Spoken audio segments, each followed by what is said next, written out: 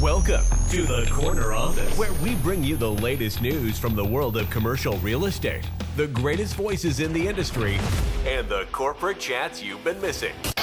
Let's get to it. Okay, about a year ago, we did a podcast. There was the two of us, and we were talking about auction in general. I think it was our inaugural auction event. We had it at Summer Place, beautiful event, DJ, lots of people, lots of property on the market. So it was quite an exciting and big auction.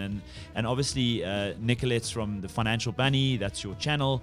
And we had a great conversation just about the market in general and how do you get in. I remember your comment saying it's almost like a secret little club. Like, Yes. how do you get in there? How do you get in there? You know? Yeah. And we're a year down the line, and one of the comments that came out of that podcast was actually, how welcoming is this industry to black female audience? And I don't know if it was meant as getting in as a broker or getting in as a client. And we pretty much discussed getting in as a client, and it largely revolves around a capital base, right? Absolutely. So it's not easy to get in. We thought we'd talk about how easy it is to get into the industry as a broker and really sort of expand on that subject and discuss what is required as a broker. Not necessarily, I mean, we can look at the demographic and discuss that, but also how hard is it to get into the industry as a broker, and what's that all about? Keke, who's been with us now for 6 months? No, it's more than 6 months. Thank you very much. It's probably about 8 months now. About 8 months. Keke had built up a business, New Vantage, with Carl Heim and Dean Viet. Us. And we sought to acquire that company, a long time ago, but it took a long time. And eventually we got it done about 8 months ago. And it's been a huge value add and a huge sort of breath of fresh air to this office and a lot of IP sitting here. Also, to add that Kex and I worked together at Brol years ago. So actually, when I moved up to Johannesburg with Brol, which was 2009, Keke was already well established in the market, and I was sort of moving into the market, and all I did the whole day was so stressful. I don't have any clients, you know? Yeah. And so it's amazing to be able to work together again. But here comes exactly the market. Someone saying, how hard is it for black females to get into the market? And we're taking it. That means as a broker. Yeah. So let's expand on that and maybe get some views from Kex and discuss that subject a little bit in general. Yeah, I think, John, we probably will still need to also discuss how to get into it as a customer, and I'll tell you why. I mean, I've been in the property industry probably since 2015. That's when I bought my first property. Been trying to get into property development. It just feels like there's like block, and even getting into commercial property, it's always like, okay, I mean, last time we spoke a little bit about the big bucks and having the capital, but I can tell you that if I did have money right now, if I didn't know you guys, obviously, because now I've built a relationship with you guys, but if I didn't know you guys, I probably would still make a whole lot of mistakes or buy property without knowing how to calculate my, what you call it? Yield. My yield, you called it cap, you called it all sorts of things, because there's also still that gap. Yeah. So I think as much as we're going to have the conversation around the broker, the profession, we were talking outside with KK just now to speak about the trans fund kids, because yes, in property, you may not necessarily get in as an owner of property, but you can invest in innovation. You know what I mean? I was at the property show 2 weeks ago, and oh my goodness, people are coming up with really cool things, but let's be fair, The PropTech space white is people. amazing. Yeah. You know what I mean? So where are some of the black people? But the innovation, Yeah. the metrics, the data stuff. I mean, that's where the big money is sitting, Gotcha. right? Yeah. Yeah. Kex, I mean, let's talk about going back in your career. I mean, that for me is the interesting one, because when I'd been at Brol in Cape Town for a couple of years, maybe 3 years. When I arrived, you were sort of fully fledged in the broking market in Johannesburg. So let's talk about that. How did you get into it, and why did you get into it in the first place? Well, funny enough, my story is probably a little bit more different. I was totally somebody who studied marketing at DUD in Durban at the time, and I was not interested in property. To be fair, I didn't even understand what property is other than the residential side of it. Yeah. I was then approached by my recruitment agents and said, listen, would you not want to basically work in the commercial property? I was like, what's that? It was, first of all, one of those industries I had no idea existed. You know, every single day you got to go to an office. Your parents go to an office, but you did not have the concept of what commercial property was. Yes. And then I was called in by a company called Brol, and then they said, would you like to join us? And I was like, I'm not sure I would like to join you. I don't know what you're all about. Yes. They called me up, and was an interview that I ended up interviewing them. Yes. asking them what do they do, what is the property industry all alike. I've got marketing as my major, PR and marketing, which is probably one and the same thing. And they said we're into sales, there's offices, there's industrial. They gave me the whole spec, and I was like, well, while I wait for this big idea of where I would like to be, because I wanted to work for a company like Unilever at the time, I can hang out. I Yeah. can hang out and figure out what this is all about. Yeah. What does it come with? And they took me into their arms. There was a beautiful lady, old lady called Beverly N, taught me my ropes. And funny enough, 7 months later, the job I wanted came. And I was okay. I was like, I love You didn't make the transition. I did make the transition. I loved what I was doing. And it was just part of my sales and marketing aspect of my education, I suppose. And I like the idea that you could basically connect people to property and figure out the various industries of where everybody else comes from. Either you're a mining or you're a lawyer, whatever the case may be. I was dealing with these big CEOs and ideas of where they came from. That became interesting for me. And that's how I ended up in property. And I've never looked back. And it's been, 18 years? 18 years. It's huge. It's been 18 years. It's a funny concept, though. You know, exactly the same thing happened to me. I hadn't thought about the fact that there's commercial property. I mean, you see it. You see it. It's, it's almost as though you're blind to the sign that says to let or for sale and all of these big commercial buildings. You just don't see it, you know? Yeah.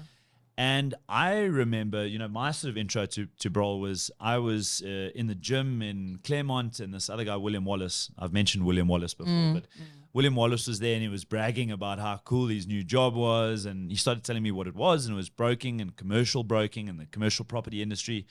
Sounded amazing. So I said, well, how do I get in there? And so the one thing led to another, and ultimately introduced me to Brawl, and I'd interviewed, and I started getting into the property market, but I had no idea. I remember going out the sort of my area was Stratham Park, and no, not Stratham Park, Saxonburg Park, God, Saxonburg in Cape Town, and you had to kind of go out and work out who owned what, and it was very much your ability to go and get in there and communicate, and so I think, going back to how easy is it and how receptive is the market, it's really about your personality and who you are and what you can do. Than are you black? Are you white? Are you Indian? That doesn't really matter. It's really about, can you communicate? That's the first thing. And then secondly, do you have a forceful enough attitude to go and knock on a door or phone someone and say, hey, I see your building's empty. Would you mind if I listed it? And start taking on that sort of market and getting into it and creating relationships, because the big difference between residential and commercial property is that a commercial landlord more than likely owns more than one building. Some of the big guys who take Growth Point, Redefine, Fortress, these guys own hundreds of buildings. And so once you build a relationship, you've got access to this enormous amount of stock. And so I think that's one of the big things getting in. And then the next thing is, what kind of education do you need? We've got guys who've come from radically different, backgrounds. So we've got guys with legal background. You've got an LLB. Then you've got an architectural degree. Then you've got a teacher. Teachers make the best brokers, by the way. Because they're patient, so they got time. They're patient. They're friendly. They're conscientious. Yeah, it's great. Yeah. And so it comes down to actually who you are more than what was your education specifically, and I think that's a big sort of hurdle. But the next thing is, how well marketed is the industry? Okay. Because like Kek said, and same with me, I didn't know that it existed. Listen, it was a lot smaller when we started. So it was very cliquey. I mean, very the cliquey. Industry is very, very cliquey. And I say cliquey in a sense whereby there's various professions within it. Yeah. We are on the sales and service provider, but you've got the specialists like the QSs, the engineers. There is a couple of Black women in those industries, but in their silos, as we had a conversation outside, is we're very limited in terms of how many people are there, but there are professionals in that space, which are Black women and doing great things. The initiative to be in property is purely self-built in its own way. But on the other hand, also there is opportunities that come your way that others may not have had advantages of. Yeah. So in that relation, I will not say that it's purely just initiative. It's Yeah. idea of what is property. I landed there by chance, Yes. as I say. Yes. I had no clue. The recruitment agency thought there was something that I could possibly do. Yes. On my interview, I found out that they were actually quite interested to have a Black woman in the industry to say, would you be keen to actually basically be part and parcel of the I had no clue. It was very much white male at that It was stage. very Pretty much much. white male. End to end. And a lot of white women that do extremely well. And generally is the older generation. And they kind of basically teach you the will to be able to do it as you wish if you're keen to learn. But the opportunities for young Black women that are coming from the rural areas, so to say, if they have no knowledge of what properties is, it's very difficult to come into it. You can come from any environment, as John has said. You can be an architect. You could be a cleaner. For all you say, but if you're keen to learn and you come with the right opportunities, you will land in the market. But it's just not many of us. I want to take you guys to two things that you've mentioned. And I think the first one is obviously representation. And I think that's a big thing. If I don't know anybody doing property, I mean, as you said, if you come from the rural areas, your idea of commercial property is the spaza shop that's owned or the general dealer that's owned by Malome who's down the road. You know what I mean? Well, you don't even know if that's commercial or Absolutely, not. You're because just buying suites from there. Do you get what I'm Yeah. saying? So you don't make the differentiation between the different property sectors, right? You don't think, okay, this is a residential, this is a commercial, right? So I think when you don't know something, the willingness and being keen and interested and inquisitive to want to go into that space will definitely not exist. And that's a big thing on representation, right?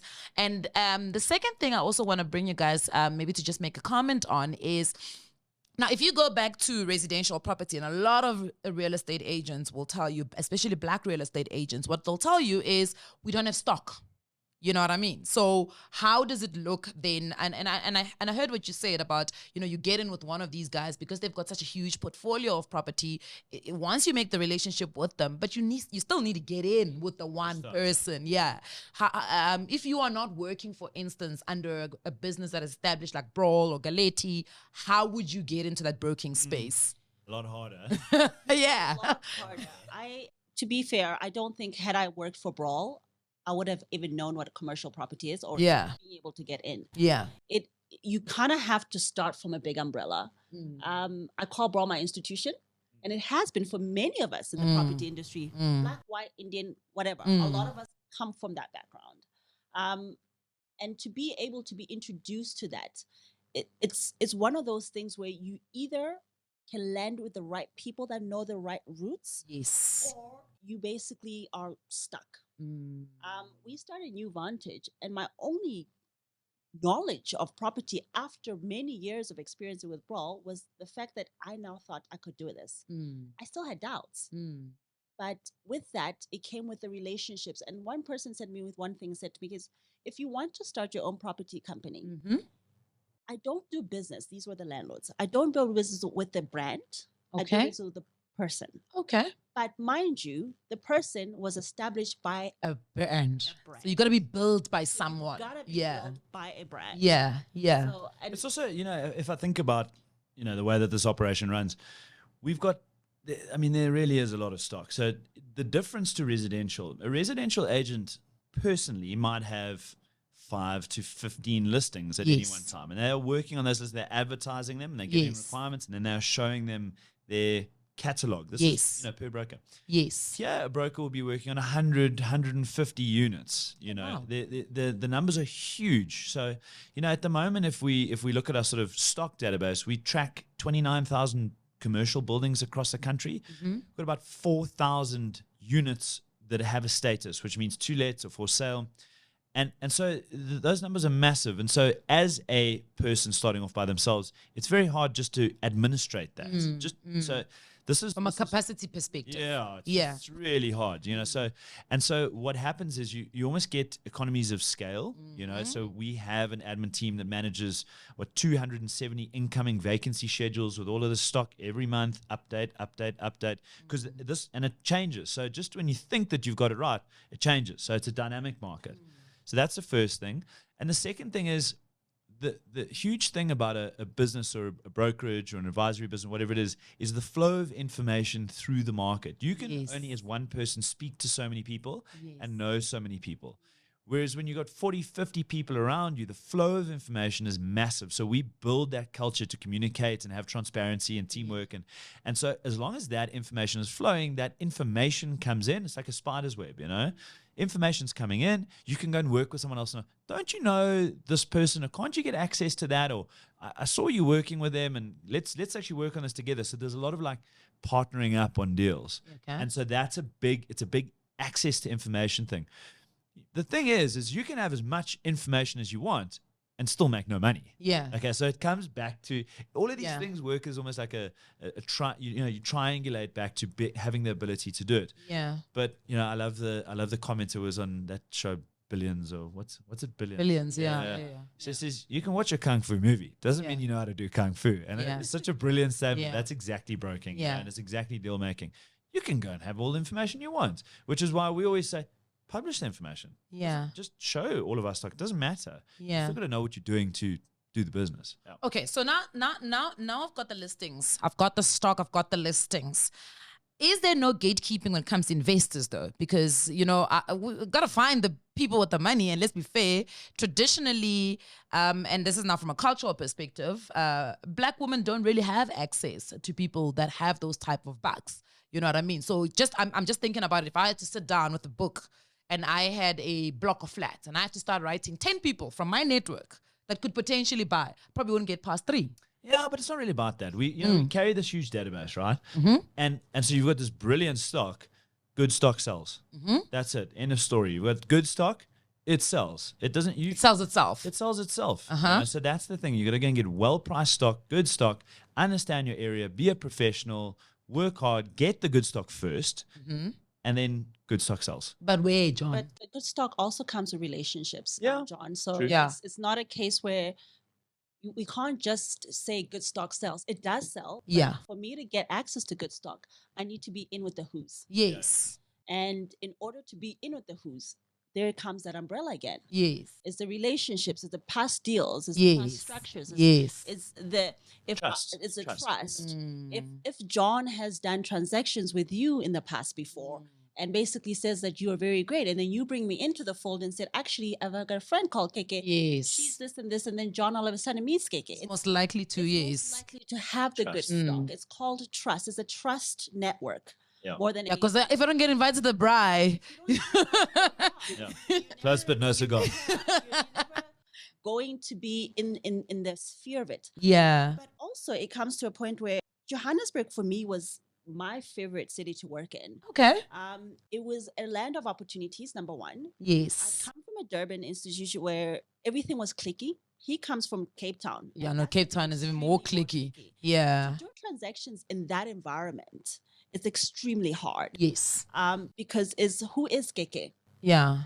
What does she do? What Yes. can she give me? What links does she have? Yes. That's how I felt personally. Joburg, on the other hand, opened doors. Okay. Because I had the means and the know-hows Yes. from this beautiful institution that I was working at the time, Yes. other doors opened. Okay. It opened because it was a link of webs and a portfolio of Yes. evidence of what I had done in the past. And that's the problem. I like what you just said because it goes back to Viola Davis, right? Is that her name, Viola Davis? Yes, And Viola Davis says something quite interesting. Says when you're a Black female, you got to work twice as hard. And that's what I want to find out. If that's the same and let's just have a frank conversation. Do you feel that it's like that for you, where you have to have this portfolio of evidence, where somebody else might come in with just, they've got the good stock, I wouldn't rationalize to just being the property market. Yeah. I think in general. of course, I of had course. a podcast a few months ago actually about this whole thing.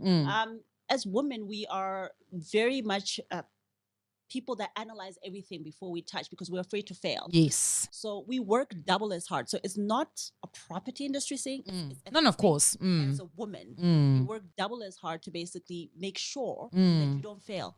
Men are risk takers, and they're happy to risk take because they're happy to learn later and then make corrections and come back. But society allows them to be like that. Let's be fair. Society, they've got privilege. They've got huge Maybe privilege. John is sitting there like, he's like playing tennis. Yeah. It's a little little bit true, but It's feeling a little bit risky being here, I'll be honest. and we're also our own fault because we're perfectionists. Of course, I can agree with that. I can't say society has allowed men to because they never really they can jump today, break their necks, and come up tomorrow and be okay and carry on.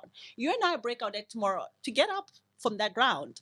We're going to take 5 months because we want to make sure that we are 100% correct going forward. I agree with you 50%, but I think society is a far more kinder to men, especially within careers. You know, and let's just be fair. I'm most likely if and not because you are black and he's white, but if you guys were to come to me with property, I'm most likely going to buy it from John. And that's just it's how it's been built within our fold. And we have to now, and that's what I find, we have to sometimes intentionally want to buy it from Keke. It's almost like it's a program we have to do. I would be on a 50-50 on that as well. Yeah. 50-50. Maybe on a 50-50. All I'm liking is that I'm doing the deal. No, because like, as I say, I've been in the industry for 18 years. Yes. There is a lot of transactions that John can't touch. Okay. He needs me to basically close the deal. Why? Because it's relationships, as I said. Mm-hmm. So I may have stronger relationship with white men, Mm-hmm. maybe a lot more with the black community or the black men, whatever the case Mhm, is. But mhm. there are a whole lot of transactions and doors that John can't open, but I can. Mm. And we tend to use that quite a lot in our community here at Galetti, Mm. because there's doors where I'm like, John, I need you to this is your come. guy, Yeah. this is the case. And Yeah. he knows what I'm trying to intend. I've pulled him into many of deals. Vice versa. He's pulled me into many of deals. So it's And it's not only that, like I find we we also use people's personalities, right? Of course, so there are a yes. couple of guys in our business who have different personalities and different abilities. Okay, all same white male guys, right? But I know that in a certain transaction, I'm going to bring in Justin because Justin has a very good ability to go and connect ideas. You know, so I'm struggling with this. I don't know how to put it together. We could do this and we could do this, and so you can move with it. Yeah. Or we need more of a like a punchy closer to push things ahead. This deal's not moving. We need to move it now, you know. And then you'll bring in Wes. Wes is he's like a force of nature. So he comes in and really pushes it, you know. A big corporate volume of work, and we have to put out reporting, and it's a big sort of executive package type deal. I'm gonna bring in Simon.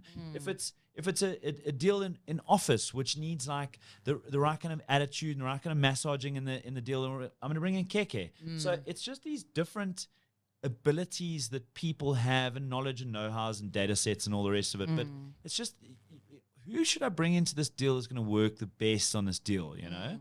And I think that's just, you know, what's your knowledge set? You know, I know that, you know, for a recent client, I know Keke knows about the building and understands the clients and all the rest of it. I say, come, we go pitch these guys, you know? And so that's actually hard. That is probably the biggest benefit of working in a bigger network, yeah. But I wanted to bring up another thing, and I was thinking about it. What are the barriers to entry into this business?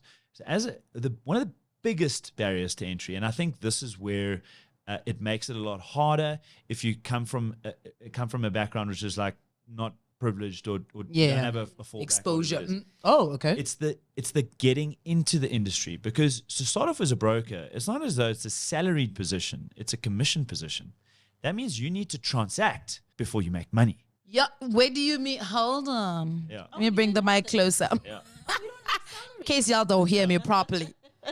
we don't In this country called South Africa, Yeah. y'all are saying, I need to sell. To in order make. to make. Yeah. It's hunt. Okay, but Only when you're very experienced, and this is something we've been looking at as a business, right? So what it's always been is to get in, you get paid a commission on deals.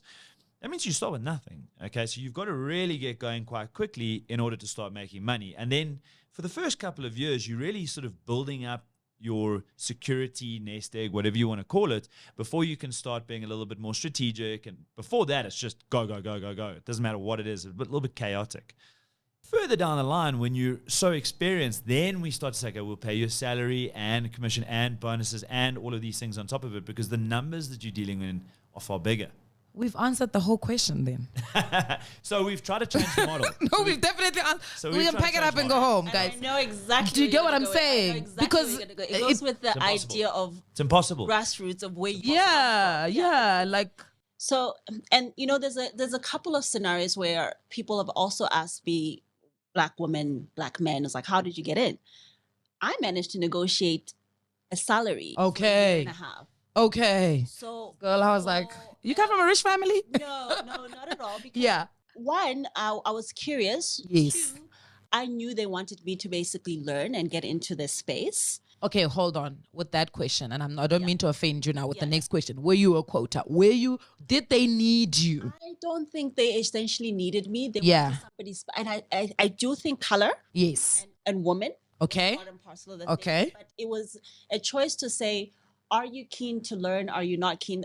As I say, my interviewer, the recruitment agent had met me before and Yeah. happened to know the Brawl people. Yes. And she said, I met such a spunky individual. Okay, so it was about So you. It was possibly about me. Yes, as the okay. term, because I know they didn't approach her. She mentioned me. Okay. I So got that. That's literally how then I ended up in the role. Yeah. But in it, I was like, as keen as I am, I need to be paid I haven't studied Yes. for 4 odd years. to come and do commission work.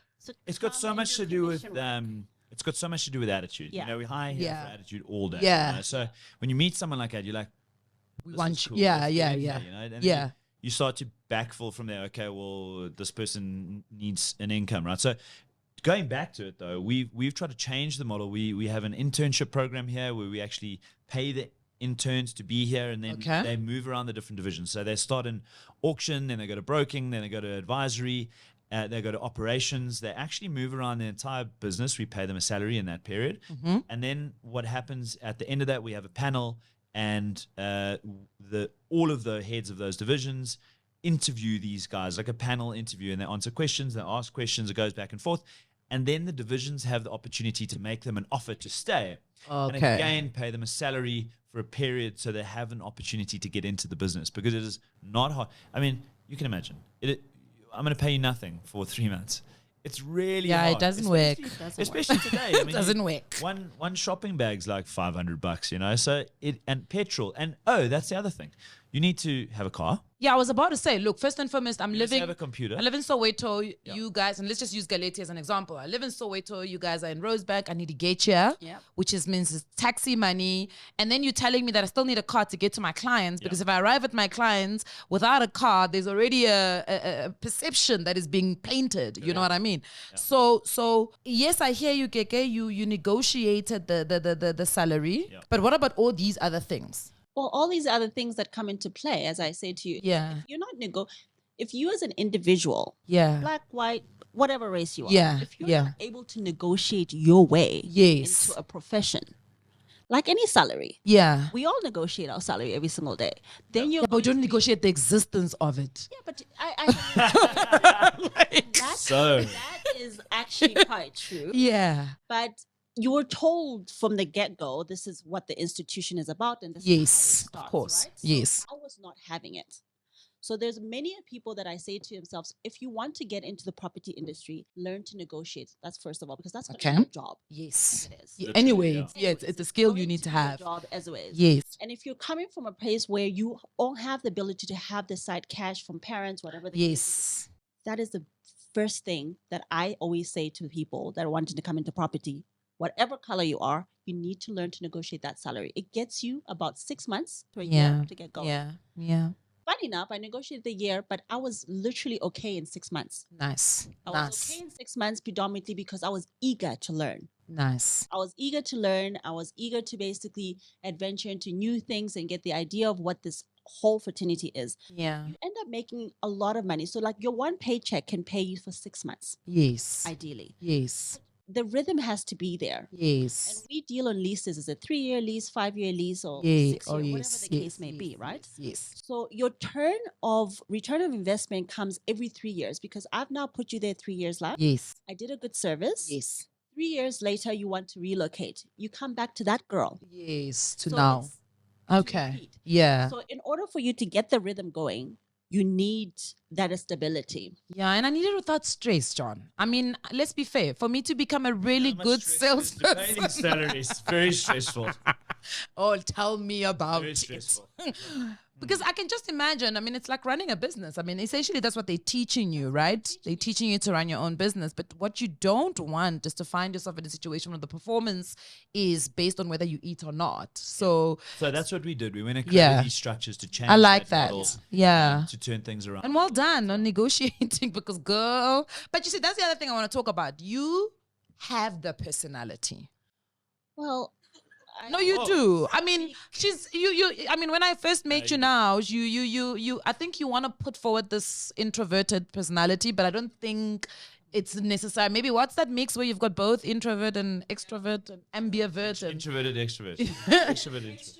introvert? Yeah, I think you just need to be comfortable for you to come out, which is. I'm not sure about But let me tell you why I point this out. I had a conversation with Miss South Africa, Lisa Laurie.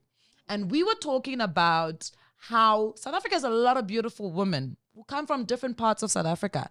But she said a majority of them also struggle, not because they're not beautiful, not because they can't answer. Language is a big thing. Language is Articulation, because can you hear how this girl talks English?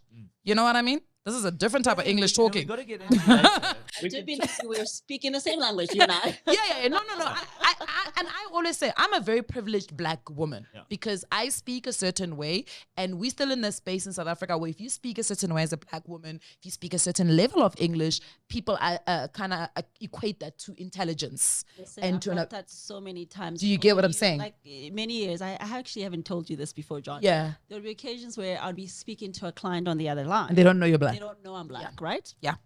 By the time I get to the meeting, and he's like, "Oh, so you're taking?" I was like, "Yeah, one and only." And they were like, "Oh, okay." And then we'll. But you carry can on. see they taken back. They're taken Yes. back, Yes. obviously, because it's something I don't know if it's a case where they anticipated to see somebody else on the other side of the line, but whatever. But I got that quite a Yeah. lot. Yeah. How that interprets in society, I don't know It's a the stigma. other hand of it, and still, it's a stigma. Huge one. But So- the truth is that, English is the business language of the world. That's what everyone comes back to. It doesn't matter. I mean, obviously, if you're in Spain, then you're going to speak Spanish. But, the reality is that even there, they'll go back to English. So, and Dubai, they'll come back to English. China, they'll come back to English. Everyone speaks English. It's predominantly a very hugely spoken business language around the world, and business is a global. It is global. You can't say today, especially in our sort of economy, that you can't be global. You have to look global. The clients that we're dealing with are global. You know what I mean? So we have to be able to speak English. That's important. And I saw recently they were saying that we should be teaching first language, whatever it is, in South Africa. And I thought, you have to keep English. Ja, but it's English, and then the owners of the properties praat ook Afrikaans. Ja, Dis ja. ook Afrikaans. So jy moet Afrikaans ook weet. Yeah. So, And English. and English, Yeah. but Afrikaans ook. Yeah. That's the one entity that I failed horribly. So I don't have any Afrikaans clients because I could never speak the language. Yeah. And it's just what it is. Yeah. They want to interrogate or basically relate with somebody on a certain level. Yeah. So Look, I speak Afrikaans, and I'm not gonna lie, it builds a lot of rapport. yeah. And I guess if your stock is sitting with those guys, if I wanna trade in Vittervier and those places, Yeah. moet bietjie Afrikaans praat. But let's be frank, Nicolette. Will you rather interact with somebody that speaks your language or somebody that doesn't understand at all? Of course you want The to, minute I yeah. walk into a room, you read the personalities. Yeah. So I'm Sotho. Yeah. Immediately, if I see a black person or in any other sort of, and funny enough, either they're Zulu or Xhosa, Yes. first thing I'm going to basically introduce myself is, my name is Keke, but it's Sesotho. Yeah. Sometimes it's very offensive because, as Yes. I say, they don't speak Sesotho. Yes. I'm generalizing. Yes. But in my head, I'm saying, I am Umuntu. Yes. So yes. I'm trying to I'm with you. relate I'm with you. Yeah. until you correct me. Yes. Because the language barrier, if I walk into a room and I have a John, I'm not going to say Dumelang to John because chances are he might not speak the language. He might even be Afrikaans. But maybe I've got him in the wrong way or not. But you relate. You relate to the audience they're with. Yeah. So, yeah. And that's I suppose we're the service provider, so we try and it's connect extremely to them, easy to do transactions with people that see you as a relatable Of individual. course. Yeah. Very yeah. easy. So there in itself, it doesn't make sense to say the color thing or woman or black, whatever the case may be. It's a relationship thing. Give me your top 3 things that make a broker, in your opinion. I've got 3. I'm interested in your 3. Oh my goodness. What is this? Curiosity, Okay. guts, Okay. and longevity. Okay. I'd say ability to communicate. You gotta have grit. Like, you gotta have grit, but it's ability to communicate. And then I always say to people, it's time on the phone multiplied by time in the game. You know, that's what it is. You need to be, and what I'm not saying like time on the phone, but what I'm trying to say is communicating. You Yeah. need to be communicating. If you sit in the office and you think that clients are going to phone you to do business, you've got the wrong business, you know. You need to be phoning them. You need to be in front of them. You need to be entertaining them. You need to be communicating with them. And importantly, you need to be sharing with them information that you might think be valuable to them. Yeah. You know, and then you build those relationships. But that I think communication is the top one, you know, is probably the top one for me. It'll be very interesting to see. I mean, I'm going to give Galeti the challenge to say, in the next couple of months, you guys need to put out the content like this, but maybe in bite-sized pieces, step-by-step guide of how do you become, a broker or to work in the space. Yeah. And maybe you guys take on some people that we know in terms of, like, let's say Mandla comes in and we can follow Mandla's journey. I think that would be quite interesting to see. Maybe not Mandla, maybe Timbi. Let's take away Mandla because this is about black females. But I think let's put it into action. Yeah. You know, we can take your word for it, and I'll take your word for it, John. I believe you, but I want to see it in action. Yeah. I want to see it. I want to see how you guys help maneuver through those challenges, the salary challenges, the car challenges, the network of finding the stock. You know, it'll be very nice. I think it'll be a good story for you guys to tell because. So, you know, people must ask. You Yeah, know, yeah, they must definitely. say, we would like to work here. How does one get into this industry? Or they must say, do you... I want to see you, Do but I you also have want to an see you at internship? universities. Oh, yeah. Do you have Yeah. an internship? Do you have an internship? It's an easy question to ask. We say, yeah, we have a program. Love you to join. No, but John, we answered that. The thing is, if I'm not exposed to it, I don't even know to ask. Also true. So you need to go to the people now. We do. So We go to universities. okay, you must take me with because I haven't seen you. Yeah. I mean, let's be fair, I'm not at universities. Yeah. But please take me with because it See would the be, journey. yeah, I think it would be great. I found out the other day that there is property is actually something you can study. I didn't know that. It is, yeah. I didn't know that. I did not know myself. Yes. As I say, I Yeah. Such limited information. I Yeah. know that There's a myself, really but good book called Real Estate Investment and Financing by someone in Gehoot. It's a weird surname. Okay. Ghyot. Let's try Real to get Estate it. Investment and Financing. And that actually gives a really good sort of start at what is an IRF, what is it this, what is it this, and then Yeah. it kind of like builds you into the more detailed stuff. How do you finance property? Yeah. What is an IRR calculation, that kind of stuff. That's a good book to read, actually. I'm laughing at myself because I bought a American book. property in Limpopo and they keep calling it Earth 194. And I've never stopped to say, what does Earth stand for? Yeah, what does it stand for? Yeah. Yeah. Okay. I actually have a very interesting podcast coming up that I'm going to start. It's a podcast on careers. So I definitely would love to come get you guys in because I think it's time to start exposing some of these career parts. And it's a Yeah. good question. Yeah. How do you start? Yeah. So you've got the, thumbs up. We say, great, come and join us. How do you start? What do you do first? What is it? So what is we have an onboarding, we have training, but how do you start? Yes. What's the thing that you do when you say, okay, your training's finished, Yes. Yes. go? Yes. Who do you phone first? Yes. What do you say to them? Yes. Sort of. You guys must do like in marketing we've got like brand challenges. Yeah. You guys must do like property challenges. So go to a university, you give 3 or 4 students properties, you give them a mentor. Yep. You say, go sell. Yeah. So, Go sell. the only way you're gonna learn. Go Yeah, because that's where you're gonna find if people really like it. I mean, I feel like I'm sad no, because I feel like I should have got into this. Like you a told. long time ago. Can I tell you why? I heard you. Okay, well, the personality that you explained is definitely my personality. But you said in your first sale, it's 6 months worth of salary. I was like, hey, let's get into this. Yeah. No, but I mean, take Capano, for example. Yeah, so it's profitable. Take Capano. I like that. He's just joined us. He's brand new to the industry. And all. How old is Capano? Kapana is he's early 20s. He's probably about Early what, 20s. 25.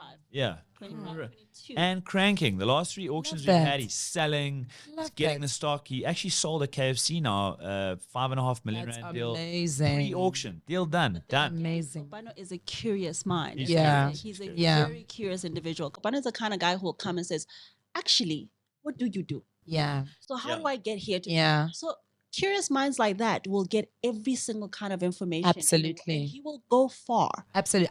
Because Yeah. he is that guy. Yeah. So it's not, I'm going to go back into analogy because I love running. Yeah. You're either a runner or you're not a runner. Yeah. Yeah. And if you're not a runner, you're never going to get into it. Yeah. If you're a runner, you're going to run marathons, you're going to run ultra marathons, you're going to run many things. The same Yeah. thing with property. You're either curious about it or you're not curious about it. And there's no closed doors for information when it comes to property, as long as somehow or another you find Person, the right people the to right ask. people to ask. And there are courses at university, as I said, ones that I wish I could have done. Yeah, Kaleti must open a Information, Kaleti. I've got We're friends trying. that are We QSs. Content train varsity. and train here. I mean, we present all the time. Can I give you one last analogy, which may it's a bit of a pushback. There's a story about 2 kids. A white kid, 7 years old, black kid, 7 years old. They're going to the dentist, right? White kid, parent says, ask as many questions as you want. Ask them, what are they going to do? How's the dentist going to do it? How's the healing process? Black kid, sit still in the chair. Let the dentist do what they need to do. They're a professional, they know. And that's sometimes the problem. And it's exciting in South Africa to see there's a big change that's happening in that space, because we really, at some point, were taught, sit still, don't bother, don't be an issue. Say that comes from our upbringing. Yes, absolutely. You do not speak to your elder. Please, don't even look at them in the eyes. Walk in and you let them do what needs to be Yes. done, and you do not respond or Yes. give. Like that's how we grew up. Yes, Dare to basically raise a voice to an elder. yes, And unfortunately, those are the kind of things we grew up with. yes. But if you basically manage to basically have friends that were Yes. just as curious, you come out of that mentality very quickly. Yeah. Yes, the white boy is going to basically be curious because mom said, Yes, because they're encouraged to do you are it. encouraged to Yes. basically say no. Yes, Ask why. yes. Ask How? You, on the other hand, cannot do that. I mean, in my old age, Yeah. my mother comes into the room and she starts speaking. I dare not speak over her. Yeah. Really? No, Yo, no. she even still promises to punch you. She will even look at me and be wondering why. She'll be so confused. She'll be so confused of what are you trying My to mother, I'm like, Oh my gosh. But that's I will tell you. I even see it now when I go to primary schools to teach financial literacy. It's wild, because the kids at Stain City, black and white, are open. They having conversation with you. Oh, ma'am, I want to buy Air Jordans. Oh, ma'am, I want to buy a new iPhone. The kids in Deepswood Primary still told to hush. Listen to the teacher. The teacher is teaching you, and then in a line back to class. Imagine in this day and age. It's sad. It's It very breaks sad. my heart. I love my niece and nephew are the most outspoken individual ever. Yeah. Their parents come from a background where they're very curious minds. And they teach them how to basically go ahead and be who they want to be. And that is a generation that's coming up, which is a positive thing. Yeah. If that route does not go forward, Yeah. this is how people don't ask certain Whose Yeah. message was that? Be curious. Was it Jobs? Who did what? Be curious. Yeah, Yeah. I I think it he was. did that. Yeah. Be curious. Stay curious. Yeah. Yeah, we need that. We need more of that being encouraged, especially at school level, because it really does bring about great adults, great people who have, you got to be curious and inquisitive. an ability to express yourself. Yeah. And, cry out your wants. Yeah, but you see Nobody that else is gonna do it. that expressing yourself one we didn't really get into, but we must get back into it. But let's finish because y'all want people to express themselves in the business language that is English, okay? And then we come in with our accents. And then you hear a slight accent. This one is not clever. The We need to Europeans have change accents that. as well. Oh, no, but we love this. Europeans have accents. They To be honest. love the European accent. Oh, a slight French accent makes him so Even- exotic. No, white South Africans They are the can't, same. they're Suddenly a guy same. comes in with a British accent and they're like, this guy's very clever. You know, and you're like, oh, guys. Yeah, that's what I'm saying. So the problem is society. The problem is that, yes, it's great that you're bringing up articulation and all of that in the industry, and it's necessary. But we can't be blind to the fact that the other side is I may be really smart and may be able to sell, but I don't have that element. Yeah, but I think intelligence shines through. But how long does it take How now, long John? is it? Yeah, no, that's It will I shine. mean, Who's gonna give me in space? this environment, guys Yeah. come in, you know immediately. You Yeah. can spot whether the guy's going to make it, and in like, I'm coming here for a week. I want you to spot my intelligence. you make it. You make it. I'm telling you.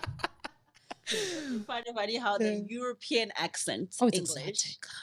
it's acceptable, but Yeah. the South African Yeah. broken English is not Yeah. acceptable. Yeah. What about the French accents? It's a mindset thing. It's a definitely a beautiful. mindset Mindset thing. thing, I Yeah, yeah, French is beautiful. Italian's a little bit sort of like racy, you know? yeah. But this is Zulu, no? Yeah. I'm not sure that's got the But yeah, thanks, guys. I think it was a great conversation. I think, I mean, I this whole conversation just made me feel like, oh my goodness, I should have gotten into this. I mean, I can still get It's an into this. exciting space. You know what I mean? I can still get it. I feel like I can sell. It's an exciting space. Yeah, I feel like I can sell, you know? I think I can sell a lot, you know? I can put on a nice outfit, a tight skirt with a sunset. What's that sunset show? Selling sunset. Sunset. But yeah, look, I mean, as somebody that listened, obviously, on the other side, I think, and I'm gonna give you guys a very opinionated crit from myself. I think it sounds good on paper. It sounds, doable on paper. And obviously you guys are here, so it is doable. But I do think there are still a couple of challenges that we would need to maneuver around here. And I think it's with every industry, you know what I mean? We talk about, I come from the advertising space, and agency, marketing, copywriting. I mean, that also has a different kind of person, who would get into it. So it will be very interesting to see what the market is going to do in the next couple of years. But yeah, please, when you go to universities, please bring me with. I think it's really amazing work that you guys are doing in that space, because we need, I think the biggest problem in South Africa is just exposure. It is.